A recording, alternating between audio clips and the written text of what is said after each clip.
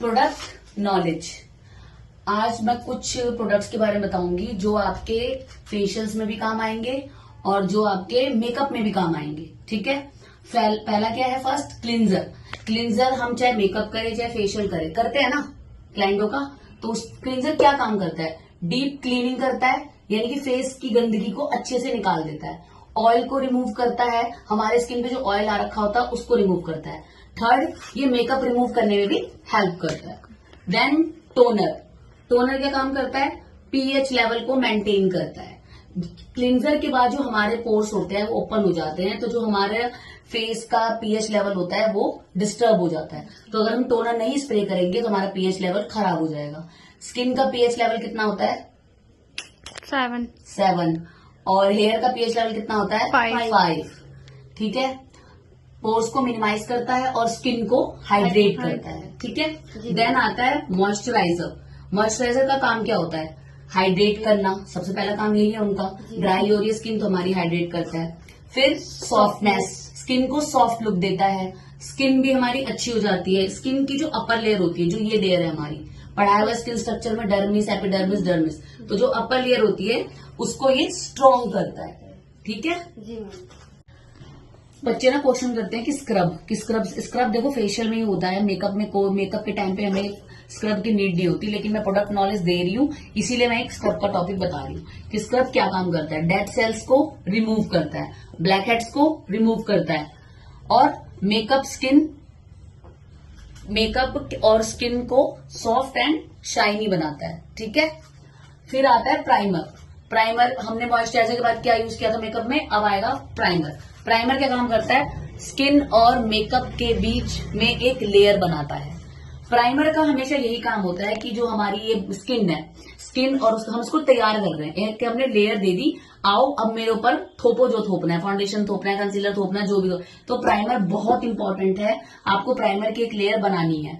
ये मेकअप को long lasting भी करता है, पोर्स को क्लोज भी करता है। अगर किसी के नोज पे देखा होगा आपने व्हाइट पोर्स होते हैं या छोटे छोटे पोर्स दिखते हैं, तो वहां पे ये नहीं कि आप पूरे फेस पे ही लगाते रहो प्राइमर। उस टाइम पे यहाँ पे प्राइमर को लेके कम से कम 1 मिनट तक कोशिश करो, मसाज करो, उसके बाद देखना वो कितना लाइट हो जाएगा। ठीक है, प्राइमर से।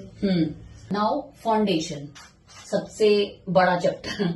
फाउंडेशन में क्या काम करता है? स्किन टोन को इक्वल करता है, राइट। अगर हम रोजमर्रा में भी फाउंडेशन लगाते हैं तो हम क्योंकि हमारा अनइवन स्किन होती है, तो फाउंडेशन लगाने का तो एक जैसी लगने लग जाती है, राइट। स्किन टोन को इक्वल करता है, स्कार्स, पिंपल्स, पिगमेंटेशन को हाइड भी करता है।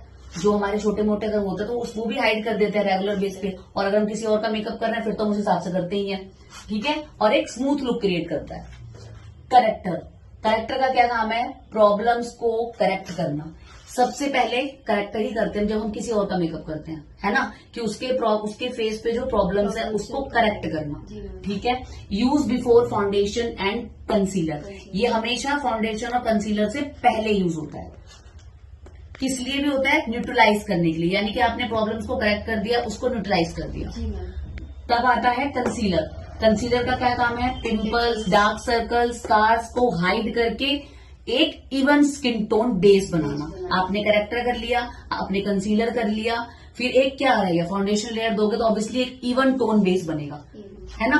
देन आता है ब्रॉन्जर, जिसका टॉपिक अच्छा खासा यूट्यूब पे प्रॉपर दिया हुआ है मैंने कि ब्रॉन्जर क्या होता है, ब्रॉन्जर कब यूज किया जाता है, तो उसके लिए उसको देखना। अभी सिर्फ मैं प्रोडक्ट नॉलेज बता रही हूँ तो इसलिए सिर्फ एक लाइन बताऊंगी कि ब्रॉन्जर का काम होता है इंस्टेंट वार्म लुक, यानी कि ज्यादा बेस थोप दिया तुमने तो ऐसा बहुत ज्यादा फेयर हो रहा है, कहीं पे ये मतलब बहुत ज्यादा गोरी सी दिख रही है, तुम्हें इंस्टेंट उस चीज को हाइड करना है, तो तब तुम ब्रॉन्जर का यूज कर लोगे तो एक वार्म लुक आ जाएगा।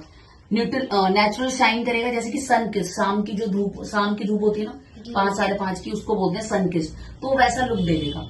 ठीक है, अब आता है कंटूर। पहला टॉपिक क्या था? जैसे कि फेस देख लो, किसी का बड़ा चबी फेस है उसको कट करोगे, किसी का कम है तो उसको लिफ्ट करोगे। तो शेप अप करना, यानी कि जो आपका फेस की कमी है उसको शेप अप देना। देन शार्पनेस दिखाना, ऑब्वियसली अब मेरी नाक मोटी है तो उसको मैंने पतली कर दी तो शार्प दिखेगी, तो शार्प अप करना। और थिन करना, यानी कि मोटे को पतला दिखाना, पतले को मोटा दिखाना, ये काम करेक्टर करता है। अब क्या है? ब्लशर।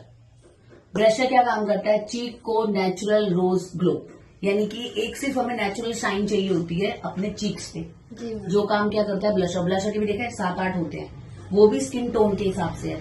फेयर टोन के लिए अलग ब्लशर, मीडियम टोन के लिए अलग ब्लशर।